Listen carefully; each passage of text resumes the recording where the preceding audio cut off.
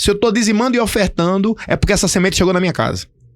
Número 1. Número 2. Dízimo e oferta não se limita ao que eu estou dando ali na igreja. Porque além do que se dá na igreja, a gente precisa entender que eu preciso compartilhar com quem está do meu lado. Sim. Então isso tem a ver com o meu trabalho, isso tem a ver com o bem que eu vou fazer uma pessoa que está na rua.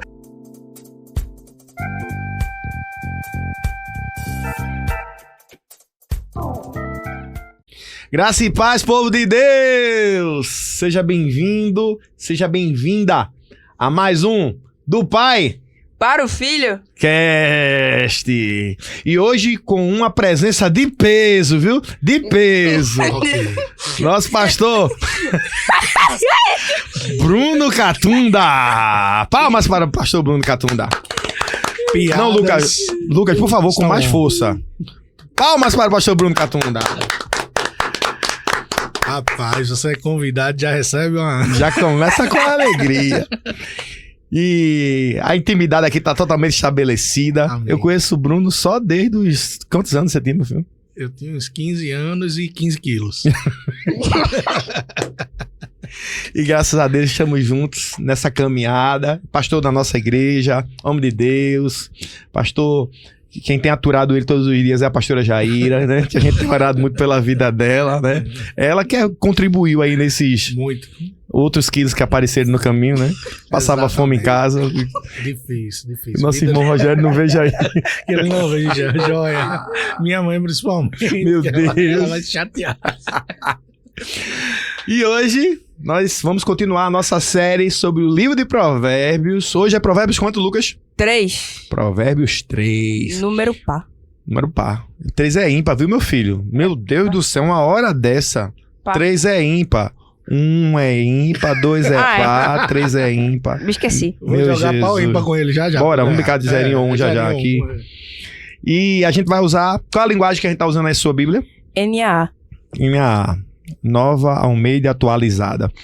E você é nosso convidado a entender que o livro de Provérbios é um livro de conhecimento, é um livro de sabedoria.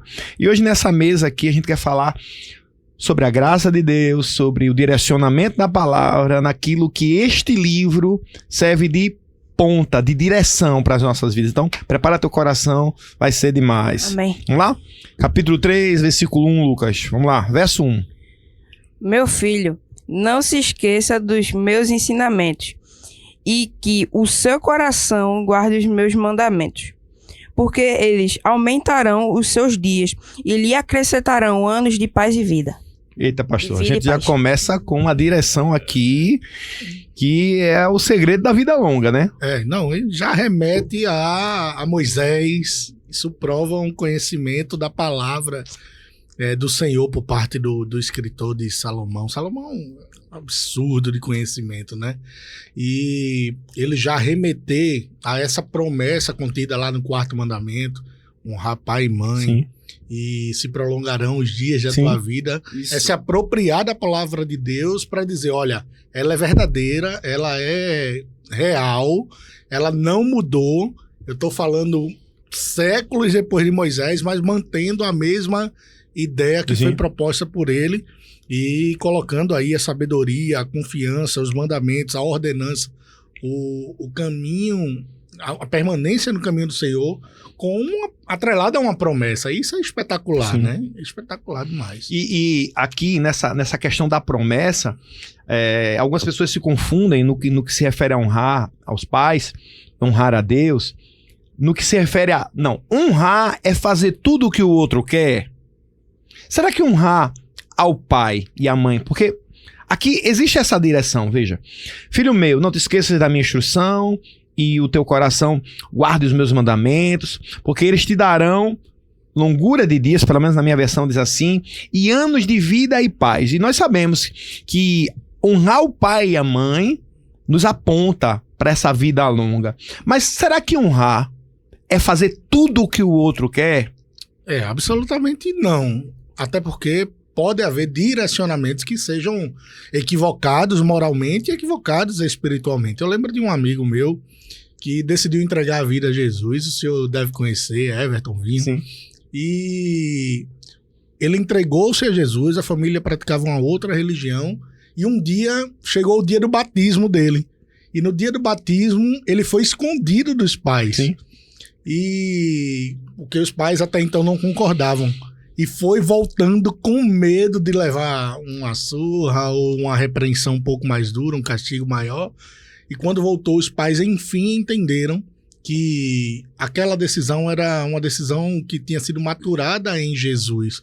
E respeitam, hoje é ministro de louvor, tocam a vida. Então, se ele seguisse piamente naquele momento, claro que ele fez essa tomada de decisão e no final das contas a família percebeu que era uma tomada de decisão que honrava o Senhor. E ao honrar o Senhor, honraria também os pais.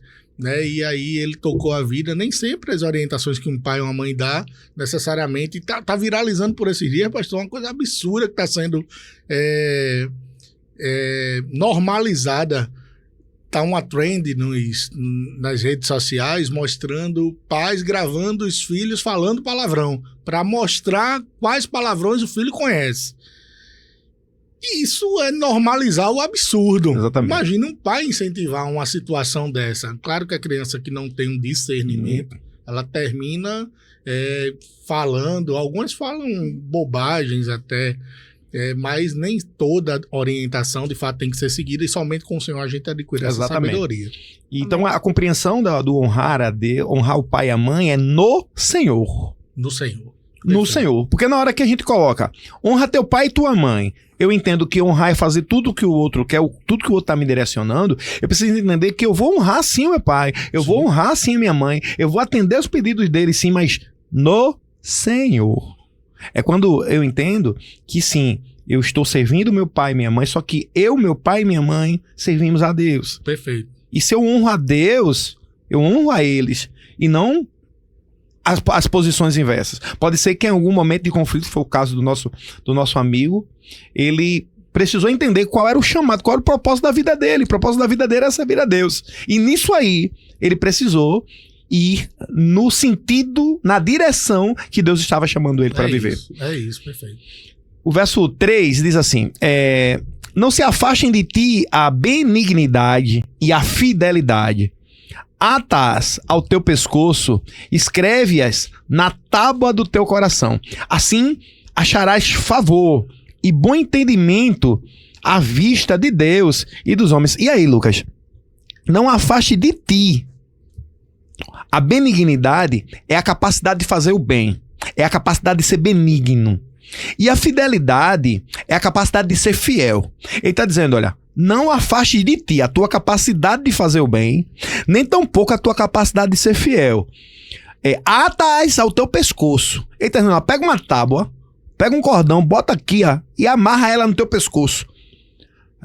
Tanto o quê? A benignidade quanto a fidelidade. Escreve-as na tábua do teu coração, escreve dentro do teu coração, porque assim acharás favor e bom entendimento à vista de Deus e à vista dos homens. O que você entende disso?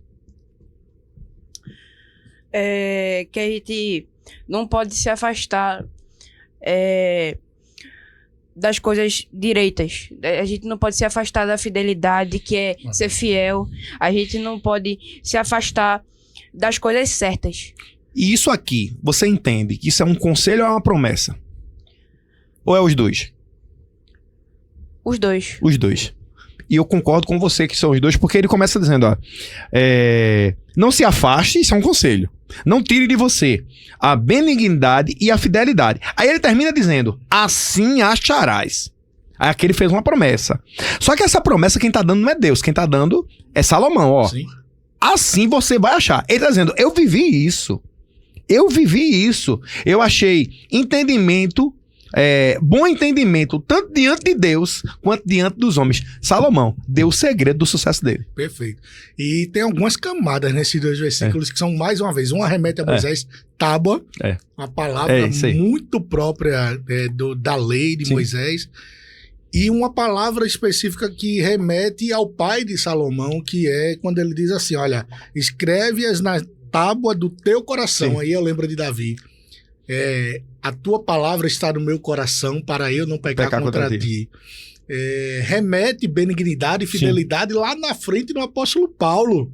quando vai falar do fruto do Espírito. Exatamente. Olha como tudo está interligado. Totalmente. Totalmente interligado. De Moisés, Lucas, a Salomão, né? E chegando até Paulo lá na frente. Espetacular. A Bíblia é um espetáculo. E isso aqui, de forma alguma, tira dele, por exemplo, de Davi, onde Davi errou, de Moisés, onde Moisés errou. Porque fidelidade e benignidade não quer dizer que, olha, você é desprovido da capacidade de errar. Não, mas quer dizer que a tua ação contínua é a ação de quem é fiel, é a ação de quem é benigno. A gente valoriza muito na igreja quem toca. Sim. Não, aquela pessoa, glória a Deus pelo dom de Deus na vida daquela pessoa. É um músico. Não, aquela pessoa prega, glória a Deus pela vida, pelo dom de Deus na vida daquela pessoa. Só que eu tenho saudade do tempo em que essa pessoa é tão benigna. Sim. Como essa pessoa é fiel. Olha, tem um dom de Deus na vida que a pessoa dá fidelidade. Antes do dom da música, da pregação, vinha a bondade. A bondade, sim, o quanto que aquela tá do lado dessa pessoa aí, é você ser coberto por uma bondade de Deus que é diferenciada. Isso muda a perspectiva do que é servir a Deus. De como você serve a Deus. Não é o que você faz, é quem você é em Deus. Perfeito. Isso muda tudo. Leia aí, meu filho, verso 5. Confie no Senhor de todo o seu coração e não se apoie no seu próprio entendimento. Segura lá. Ei, pastor, esse aqui a gente não pode passar, né? Confia no Senhor de todo... Pelo menos nas Bíblias mais antigas, as versões mais antigas, não te estribes, né? Sim. Não te estribes. Essa aí nem sei qual é. Essa é a versão 1.0. Confia no Senhor de todo o teu coração e não te estribes no teu próprio entendimento. Não te apoies no teu próprio entendimento. Confiar. Vai, lança aí a tua flecha. Primeiro, assim, a linguagem de Salomão é muito parecida com a de Davi. Se você não tivesse lendo aqui aberto, como o Lucas está com a Bíblia, a gente aqui nos celulares com Provérbios, a gente diria, é Davi escrevendo, né? Porque lembra muito os salmos de Davi. Ele tem uma linguagem muito parecida com a do próprio pai. Só que aí ele faz advertências que talvez o próprio pai não se atentou a isso. Essa questão de não se apoiar no próprio entendimento é algo espetacular. Ele está dizendo, olha, a gente deve apoiar nossas decisões, nossos princípios, a nossa vida espiritual, familiar, sentimental no Senhor. O homem é falho, o coração do homem é limitado. Se a gente se apropria apenas do sentimento, apenas da emoção, a gente vai se enganar e o engano vai levar ao pecado, vai levar ao erro, o engano vai levar à queda, num caso mais difícil, o engano vai levar à morte. Nas entrelinhas ele está dizendo, o entendimento do Senhor vai ser o princípio para que você possa vencer, para que você possa... Ele está dizendo primeiro, olha, reconhece o Senhor, é Ele quem te dá o entendimento, é Ele que te dá a sabedoria, e baseado nessa sabedoria você vai conseguir alcançar os princípios, os objetivos, viver o propósito que Deus tem para você. Amém. E confiar em Deus é confiar no oceano de todas as possibilidades. Sim. Ele é inesgotável naquilo que Ele pode, naquilo que Ele faz. Bom, lembrar que essa confiança em Deus, ela precisa ser uma confiança direcionada a Deus. Para que eu não coloque na conta de Deus as minhas decisões precipitadas. Às vezes eu tomo uma decisão precipitada e digo, peraí, eu estava confiando em Deus e deu errado. Bem, não foi isso. Porque eu preciso confiar em Deus para viver aquilo que Deus quer para a minha vida. Em 2018... nós estávamos num lugar menor, numa casa, e essa casa já não suportava mais o número de pessoas, e havia uma direção de Deus para sair de lá. E para mim foi claro, porque eu não acordei pela manhã dizendo, vamos sair dali. Não, Deus deu uma direção. E na hora de sair, a gente precisa, com o nosso entendimento, fazer conta. E eu fui fazer conta de quanto é que a igreja tinha por mês, das contas que tinham para pagar. Lá o prédio, ele não era alugado, era um prédio que era cedido, era uma casa que era cedida, era a casa do meu sogro, e a gente tinha um espaço que já estava climatizado, então havia algumas regalias que meio que poderiam nos prender ali, mas na hora que o senhor disse saia, eu disse é para sair. Agora, Eu preciso confiar. Só que essa confiança se estabeleceu em, peraí, o que é que eu tenho hoje? Não, a gente tem um som aqui, a gente tem 50 cadeiras, vamos levar isso aqui, né? Só que na hora de fechar o contrato com outro lugar, o valor de lá, já com um acordo de Deus, era mais de 3 vezes o que se arrecadava na igreja. Era mais de 3 vezes. E eu disse, meu Deus, se eu assumir esse compromisso, como será? Essa pergunta durou no meu coração alguns minutos. Até que confiar no Senhor é entender que aquilo que Ele quer, Ele patrocina. Amém. É isso. Eu não tenho dúvida que aquilo que o Senhor tem para a nossa vida, para a sua igreja, para o seu povo, a gente precisa estar atento à direção. Perfeito. E obedecer. Então eu peguei todo o conhecimento que eu tinha, eu liguei pro tesoureiro da igreja na época e disse, olha, o aluguel é X. Ele me disse, pastor, não faça. E ele fez o papel dele de tesoureiro. De dizer, olha, não entra nessa não, que o senhor vai se quebrar. Sim. E quando eu vi aquilo ali, aí que a fornalha começou a queimar no coração. Disse, olha, aqui é o entendimento. E eu preciso que se tenha esse entendimento. Só que agora é a confiança em Deus. E nós fizemos. E para a honra e glória do Senhor, novembro de 2018 nós entramos. Nós estamos gravando esse podcast no dia 24, né, de fevereiro de 2024. Então, 6 anos se passaram e nós estamos de pé. Amém. Nós estamos declarando lá quem o Senhor é e quem nos chamou. E se preparando para sair para um desafio muito maior. Confiando que vai vir algo ainda maior. Com o tesoureiro falando não. E a gente aqui, vamos sim. Vamos viver isso. Olha, o senhor falou algo que é interessante. A confiança, ela vem da fé, mas ao mesmo tempo houve uma questão racional, né? E a racionalidade não é uma dádiva de Deus. Sim. Ela é um presente de Deus. A sabedoria é um presente. Se consulta o Senhor, tenho certeza que houve oração, que houve um propósito, e diante desse cenário, Deus dá o direcionamento, e aí foi-se embora, e hoje ali tem vida se entregando todo domingo, toda quinta ao Senhor, e glória a Deus por isso. Glória a Deus. Vai, Lucas, verso 6. Com alegria. Você tomou café hoje? Tomei. Fez um lanchinho aqui, transição. E aí, a mesada tá em dia? Tá diminuindo. Eu soube que nos outros aí... Com alegria, viu? Com alegria. Senão essa mesada aí vai ficar saldo negativo, viu? Verso 6.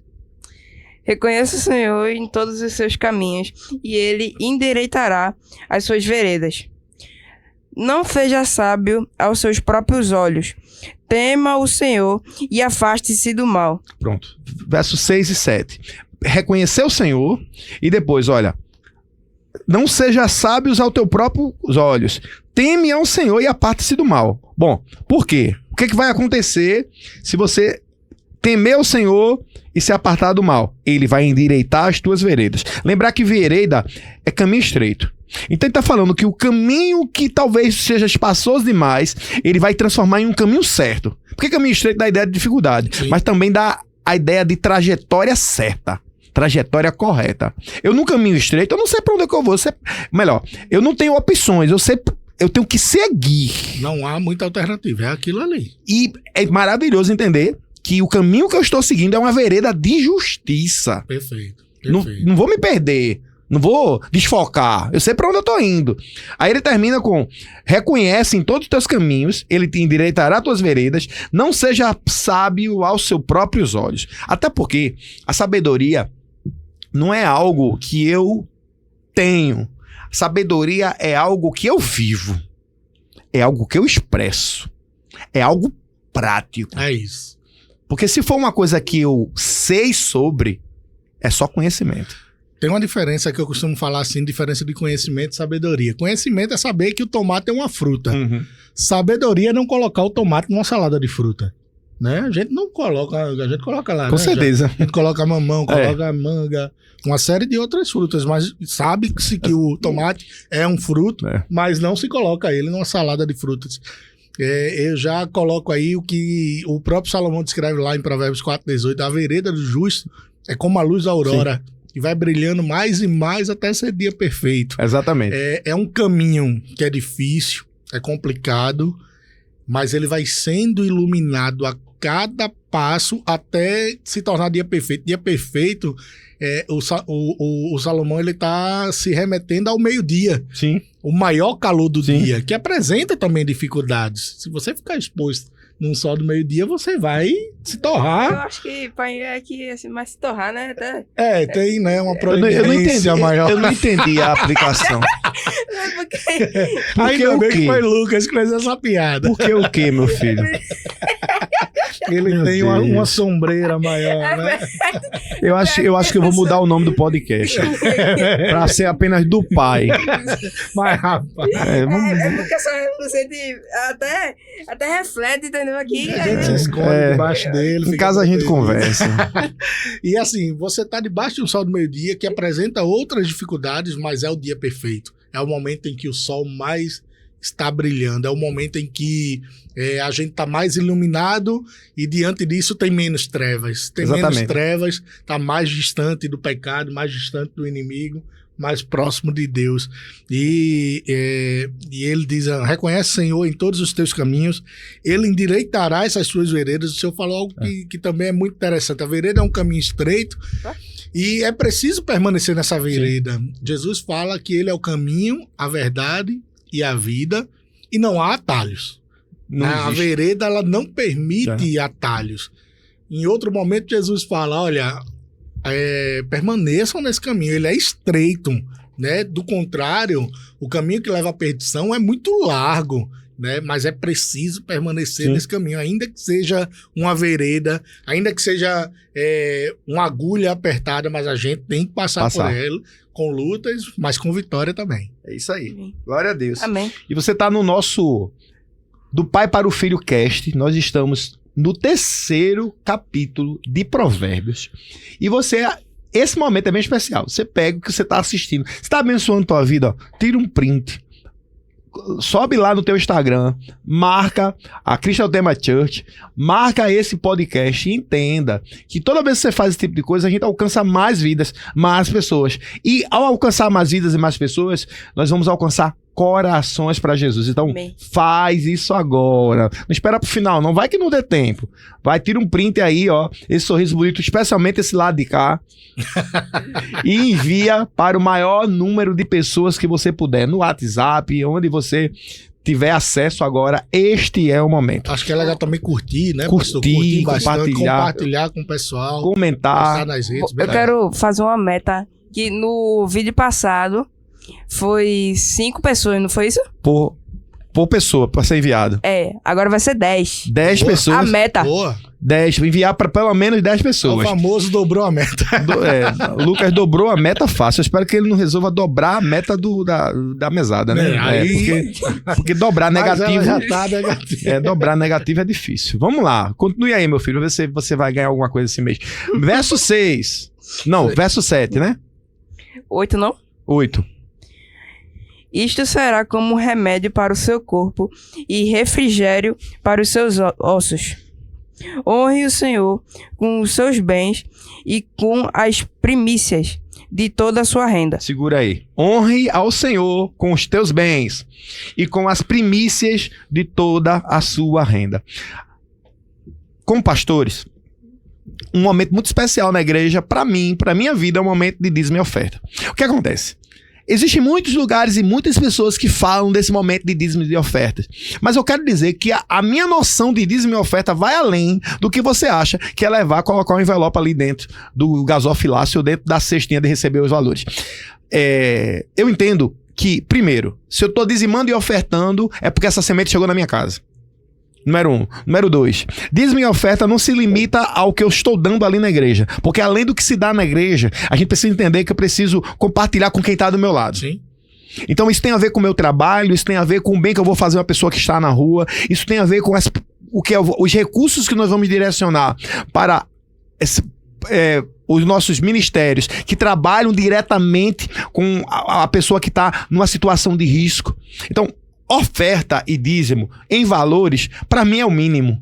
Porque a nossa vida precisa honrar ao Senhor. Quando Salomão fala aqui de honrar ao Senhor com todos os seus bens, ele está falando honrar com tudo que você tem. Não é dá aquela ideia que, não, olha, é igual imposto de renda. Paguei só ano que vem. Não é isso. Vai muito além. Para quem já se incomoda em dar uma oferta ou dar um dízimo, inclusive na igreja a gente fala muito isso. Sim. Se você vai trazer seu dízimo, sua oferta agora com alegria, com gratidão, glória a Deus. Se você não entende isso agora, não faça não. É com pesar. Com pesar, não é isso. Não é através disso que nós vamos fazer o reino de Deus crescer. Nós vamos fazer o reino de Deus crescer com as sementes certas. Com aquele que entende, olha, o que eu estou semeando num solo fértil, e solo fértil faz árvores crescerem. E árvores frondosas geram sombra, geram alimento, geram segurança. É isso, é esse mover. Esse honrar o Senhor com teus bens, com tuas primícias, mais uma vez, remetendo a passagens do Antigo Testamento, do Novo também. Muita gente diz que essa situação, ela tá...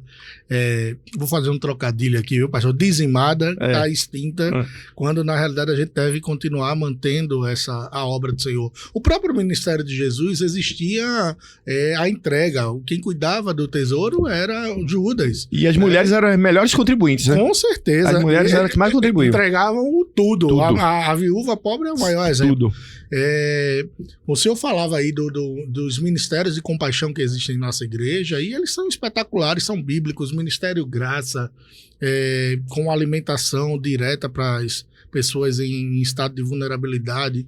O Ministério 5 Pães e 2 Peixinhos, que eu acho que ainda faz um trabalho um pouco além, porque ele dá a oportunidade da pessoa preparar o seu próprio alimento. Sim. Geralmente aquela pessoa já tem uma casa, mas não tem os recursos necessários, e vai cumprindo o que Tiago, irmão de Jesus, vai falar que é a verdadeira religião. Sim. Que é cuidar do órfão e da viúva. Mas cuidar do órfão e da viúva não é apenas alimentar, é abrir a igreja para que essas pessoas possam ser alimentadas, Lucas, também da palavra do Senhor. Amém. É abrir as portas do templo para que as pessoas possam ouvir as orientações que Deus tem para o seu povo, trazer as pessoas para que elas possam ser ensinadas, cuidadas, e aí a gente vai praticando de fato o que está proposto aqui pelo sábio Salomão.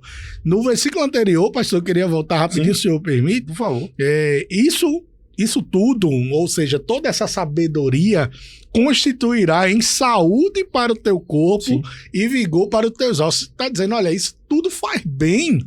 Isso tudo faz bem, inclusive, para o nosso corpo. Sim. Físico. Ter sabedoria, ter conhecimento, porque eu talvez não seja o maior exemplo de saúde física e cuidado com o corpo, mas eu tenho certeza, assim como, por exemplo, na escola que eu tenho, a gente é nutricionista, e toda vez eu digo aos pais assim, olha, eu não sou o maior exemplo, mas eu preciso que as crianças tenham esse exemplo. Sim. Eu preciso que elas sigam esse exemplo. E com sabedoria, com o conhecimento transformado em sabedoria, isso vai impactar não só a mente, mas também o corpo também. Perfeito, perfeito. Maravilha. Versículo 10. Assim se encherão de fartura os seus celeiros. Perceba, ele acabou de trazer algo, ofertar algo. Aí está dizendo que assim, ou seja, por consequência, se encherão de fartura os teus celeiros e transbordarão de mosto os teus lagares. Filho meu, não rejeites a disciplina do Senhor. Aqui é apontando para Deus. Não rejeites a disciplina do Senhor, nem te enojes da sua repreensão. Porque o Senhor repreende a quem ama, assim como o pai ao filho, a quem quer bem. Aí ele termina: feliz é o homem que acha sabedoria e o homem que adquire entendimento. Então, só uma aplicação aqui prática, porque a questão do amar, aqui não diz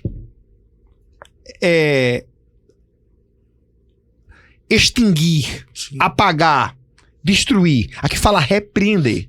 E repreensão só repreende quem anda junto. Só repreende quem ama. Só repreende quem cuida. Só repreende quem quer que o outro mude de fase. Existem repreensões que nós damos aos nossos filhos que tem esse caráter. Olha, você não tem mais idade para isso. Isso não é mais para você. Você precisa evoluir nisso.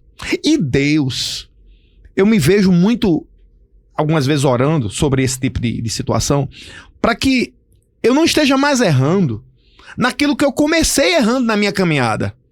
Até porque, se ele repreende a quem ama, esse amor de repreensão é um amor de correção. Então eu preciso procurar crescer em Deus. Falhos somos. Sim. Pecadores somos. Mas somos filhos. E todo filho quer ver seu filho amadurecendo. Todo pai quer ver seu filho amadurecendo.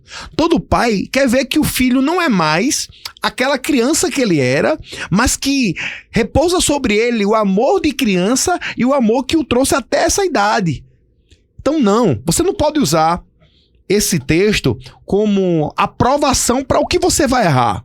Você tem que usar esse texto como combustível para o que você precisa se tornar em Deus. Perfeito. Eu me lembro da passagem de Jesus, João 15, quando ele fala que ele é a videira, o pai é o agricultor, nós somos os ramos. E todo ramo que não dá fruto, ele corta e lança fora, mas os demais que têm dado fruto, ele poda para que dê ainda mais frutos. O amor, ele não acaba ou ele não está limitado diante de uma repreensão. Seja no relacionamento pai-filho ou no relacionamento Deus para conosco. E eu tenho notado, pastor, que nos últimos tempos, nas igrejas, a questão da repreensão, e eu acho que essa repreensão tem que ser em amor, ela tem que ser com cuidado, com a escolha das palavras corretas, mas as pessoas estão muito sensíveis a qualquer palavra e já acham que é alguma negatividade ou alguma maldição, e não é nada disso. Tá claro aqui na palavra de Salomão, Deus corrige, o Senhor repreende e corrige a quem ama. E se há o amor de Deus nessa repreensão, é mais um cuidado do Senhor para com as nossas vidas. Ora, se estamos errando, se eu estou errando, eu quero ser o primeiro a entender onde eu estou errando e que caminho eu posso tomar para voltar para o acerto. Né? Ou se eu ainda não acertei, que caminho é o do acerto? Conhecer esse caminho do acerto. Então, tem uma expressão que se usa muito hoje em dia, que é o mimimi, né? O pessoal, fulano, eu acho que até a expressão disciplinado não existe mais hoje. Tem entrado meio que em desuso mais, né, pastor? Mas não se pode ouvir algo que seja mais duro, não se pode ouvir algo que seja numa repreensão, ainda que seja num fórum tranquilo, correto. Geralmente tem aquela máxima, né, de repreender individualmente, elogiar publicamente, mas as pessoas, elas estão muito doídas nesse sentido e sem entender que repreensão em Jesus é cuidado de Deus. E acaba se tornando pessoas imaturas em Deus, porque se ele repreende a quem ama, a repreensão é por crescimento. Se na hora que eu não consigo receber uma repreensão, eu vou ser imaturo o resto da minha vida? Sim. Tenho certeza que em alguns momentos eu preciso repreender Lucas. Muitas vezes. Seja num ambiente escolar. Eu tô com vontade de fazer isso agora. Cada brincadeira ainda, viu, Lucas? E isso não tornou menos pai, menos amor, menos filho. Isso. Tem jeito nenhum. Diga lá. Até porque, né, a repreensão, o corrigir, é para que a gente cresça, é para que a gente amadureça, é para que esse corrigir a gente não erre mais. Porque a gente é pecador, mas a gente não vai errar mais naquilo, porque a gente foi corrigido e a gente aprendeu e amadureceu naquilo. Ainda bem que você entendeu isso, viu? Davi, ele falou algo de Davi aí. Davi era um homem segundo o coração de Deus, pecava a beça, porém não errava mais naquele erro que ele havia cometido. Isso aí. Vamos lá, meu filho. Verso 15. Vamos lá, vamos correr agora que o tempo agora... É inimigo. Simbora. Inimigo. Vou dar correria. A sabedoria é mais preciosa do que as joias. Sim. E tudo o que você possa desejar, não se comparar com ela. Perfeito. Em sua mão direita, ela oferece vida longa. E na sua mão esquerda, ela tem riquezas e honra. Forte demais. Vai. Os seus caminhos são caminhos agradáveis. E todas as suas veredas são paz. Ela é a árvore de vida, para os que a alcançarem. E felizes são todos os que a retêm. Leu, 19. O Senhor, com a sabedoria, lançou os fundamentos da terra. Com inteligência, estabeleceu os céus. Então quer dizer que todas as vezes que eu ajo com sabedoria, eu estou agindo com aquilo que fundou a terra. Meu Deus, isso é muito forte. Então eu estou refletindo o meu pai, agindo com sabedoria com o meu filho, por exemplo. Meu Deus, e tem a relação, criação. Né? O Senhor é o genitor dele. Deus o genitor de tudo. E então, sabedoria espetacular. Então, quando eu faço diferente disso, eu estou desonrando quem me gerou. Isso é muito profundo. Muito profundo mesmo. Por meio de sua sabedoria, o Senhor firmou os alicerces da terra. Tem gente que acha que Deus fez as coisas de modo aleatório, mas foi algo pensado. Cada molécula, Lucas, do nosso DNA, pastor. Cada estrela que a gente sequer conhece, eu vejo iluminar no céu à noite, foi lançada com sabedoria. Sim. E é essa sabedoria que nós estamos aqui nesse momento, no nosso Do Pai para Filho Cast, trazendo para sua casa. O livro de Provérbios tem 30 capítulos. E nós queremos 30 edições como essa para falar desse chamado de Deus sobre a vida de Salomão, que está refletindo sobre a minha casa, está refletindo sobre a tua casa, está nos formando como igreja no Senhor. Precisamos de sabedoria. Verso 20, Lucas. Pelo seu conhecimento, os abismos se romperam e as nuvens destilam o orvalho.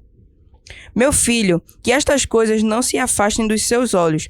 Guarde a verdadeira sabedoria e o discernimento, porque serão vida para a sua alma e enfeite para o seu pescoço. Então você andará seguro no seu caminho e seu pé não tropeçará. Quando se deitar, você não terá medo. Sim, você se deitará e seu sono será tranquilo. Vê só. Ele está dizendo que a sabedoria nos traz segurança. Dá paz também. Paz. A sabedoria nos dá condição de deitar e dormir. Eu sei que as compreensões, as situações, as dificuldades da vida às vezes nos tiram de tempo. Sim. Uma noite em claro, pensando, orando, buscando a Deus. Mas a continuidade disso, a continuidade dessa opressão é uma escolha. Eu preciso escolher a sabedoria de Deus. Porque quem está sendo regido pela sabedoria de Deus, Deus mostra um caminho de segurança, um caminho de paz, um caminho de respostas. Paz, tranquilidade, dormir a noite tranquila, apesar das lutas que se apresentam. Por quê? Porque agimos com sabedoria. É como se Deus agisse como segurança. Que a gente dorme e quando a gente dorme ele tá na porta, fazendo que a gente fique seguro de qualquer mal. Exatamente, olha aí. E ele falou ali atrás ainda, passou um pouquinho, ele retomou aquilo que falou no início, do colar, de colocar no seu pescoço a tábua da sabedoria e dessa lei, porque serão vida plena para a tua alma e valiosa joia ao redor do teu pescoço. Isso Essa aí. sabedoria é o teu princípio, mas ao mesmo tempo é a tua riqueza. Exatamente. Bora, Lucas, verso 25. Não temerá o pavor repentino, nem a... Não vou falar a palavra porque... Nem a assolação. Dos ímpios, quando vier. Porque o Senhor será a sua segurança e ele não deixará que os seus pés sejam presos. Isso, continua. Não deixe de fazer o bem aos que dele precisam, estando em sua mão o poder de fazê-lo. Não diga ao seu próximo, vá e volte mais tarde, amanhã eu terei algo para dar. Pronto, isso aqui é muito forte. Perceba. Na minha versão diz assim, ó, não digas ao teu próximo, vai e volta amanhã, tu darei, tendo tu contigo. Então,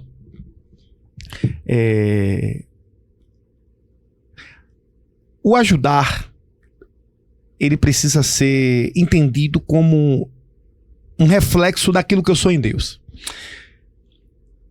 A gente, às vezes, por levar comida pra rua, a gente aprende algumas coisas. Pronto, eu aprendi que na rua não se dá dinheiro a ninguém. Nem se promete nada, né? Nem se promete nada. Então, assim, você vai pra uma rua dessa, centro do Recife, para alguém e diz assim, me dá um dinheiro. Não. Você tem o que pra dar? Uma comida? Dê. Você tem uma direção pra dar? Dê. O que o dinheiro faz? Inclusive, uma das pessoas de rua me disse que, às vezes, aquelas crianças que ficam nos braços de outras pessoas, de pessoas ali, isso é pro meu filho, aquele filho foi alugado. Meu Deus. Uma pessoa me disse isso e foi pra mim, foi estarrecedor. Não, ele aluga a criança por R$100, por 150. Porque com a criança, o fator emocional é maior, então a arrecadação é maior. Então quando a gente vai pra rua, nós vamos com comida. Às vezes a gente leva algum brinquedo.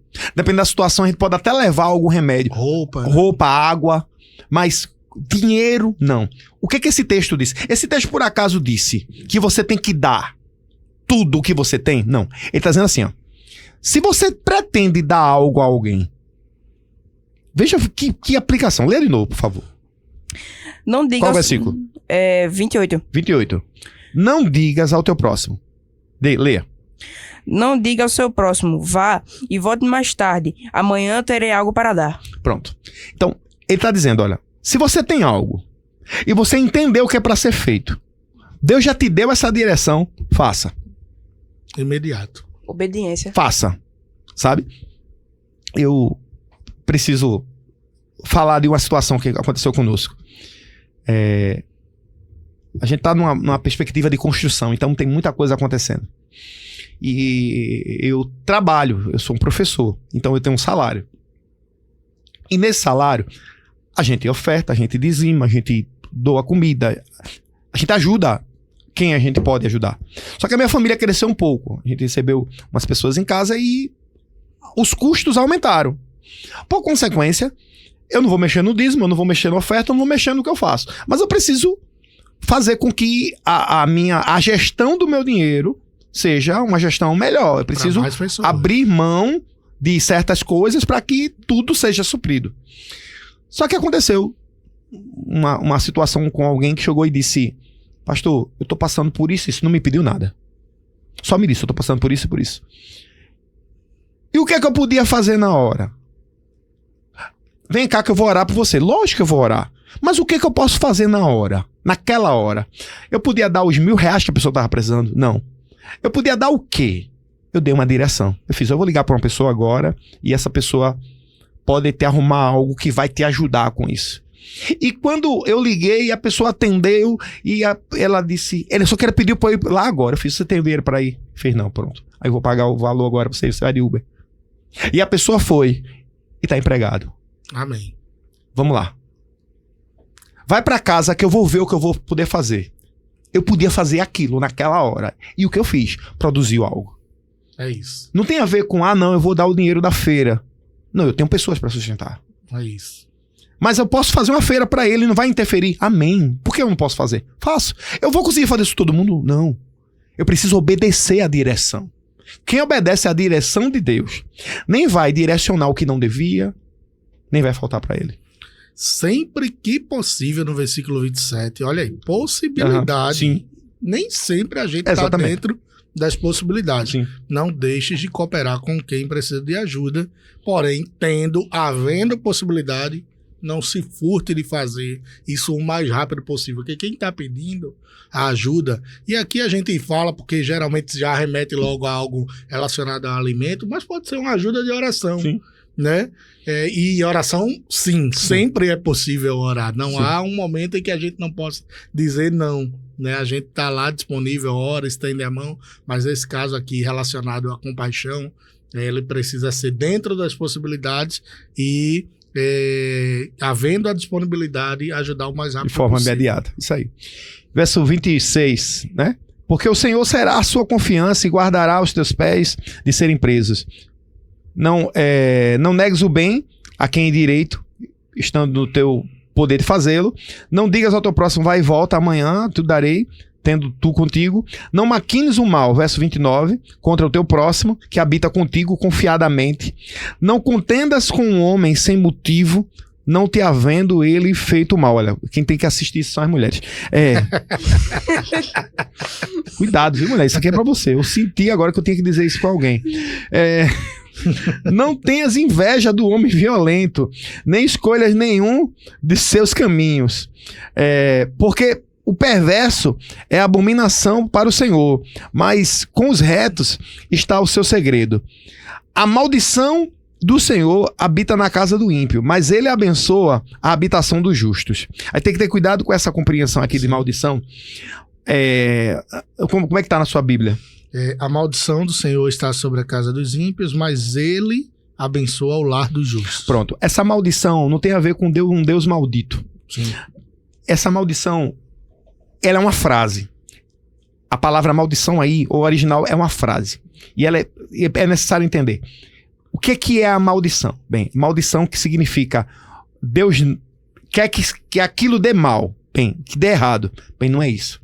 O texto diz assim, que a ausência da boa vontade de Deus está sobre o ímpio. O que isso quer dizer?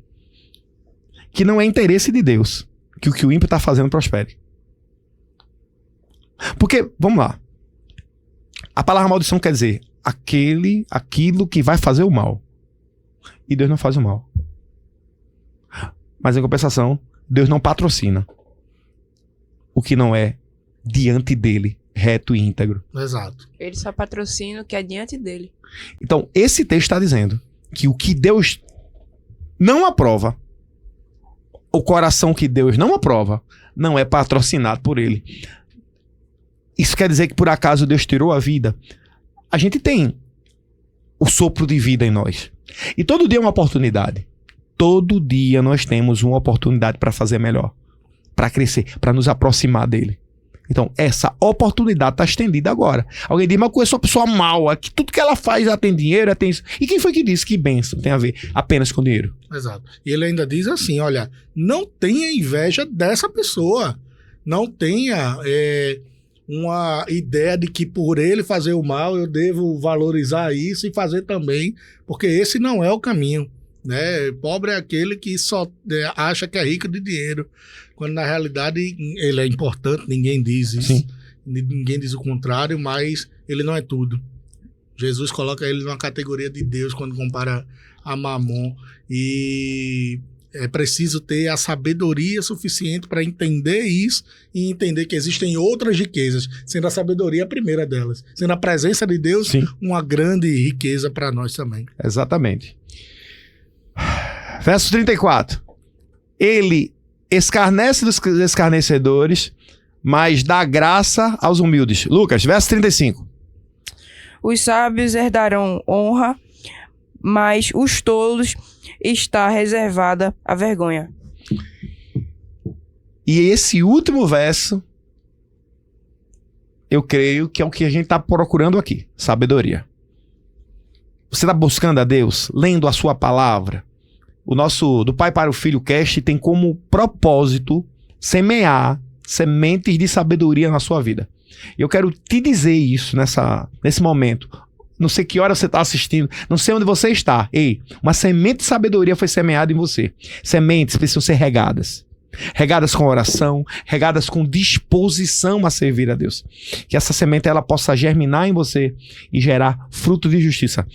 Pastor, palavras finais. Amém. Primeiro, agradecer. Esse projeto nasceu aí no coração de Deus e vocês têm tocado de forma espetacular. Eu acho que Provérbios tem muito a ensinar para o povo de Deus, não apenas para o povo de Deus, mas para todo aquele que se propõe a ouvir, a ler e aprender com aquele que é conhecido como o homem mais sábio que já existiu, inspirado por Deus, é algo que vai dar muitos nortes para vivermos veredas, ainda que estreitas, porém veredas de justiça. Amém. Amém. Então, esse foi o nosso episódio 3 do Pai para o Filho Cast. Esperou um pouquinho, por quê? Porque eu tinha esquecido. Mas menos 10% aqui. Desejo a vocês bênção sem medida, que a boa mão do Senhor esteja sobre cada um. E até o próximo. Do Pai para o Filho Cast.